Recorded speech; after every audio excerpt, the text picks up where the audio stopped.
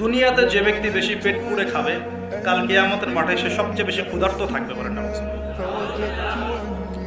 খাবে না, নিজের পেটটাকে তিন ভাগ করবে, এক ভাগ খাবার, এক ভাগ কি পানি, আর এক ভাগ শ্বাস প্রশ্বাসের জন্য থাকা।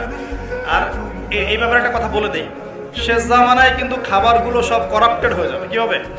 খাবার ভেজাল হবে, ভেজাল। এটার দলিল সূরা কাহাফে আছে, আমি এটা ব্যাখ্যা করবো না। কাহাফে আছে, আমি ব্যাখ্যা করবো না, শুধু ইন্ডিকেশন দিচ্ছি। 309 বছর ঘুমিয়েছিলেন আসহাবুল কাহফ। কত বছর? 309 বছর ঘুম থেকে উঠেই তারা প্রথম যে অনুভবটা করেছেন সেটা হলো তারা ক্ষুধার্ত। তারা কি ক্ষুধার্ত? দেখেন, 309 বছর পর যদি আপনি ঘুম থেকে ওঠেন, আপনার কাছে এই দুনিয়াটা আজীব মনে হবে, হবে না?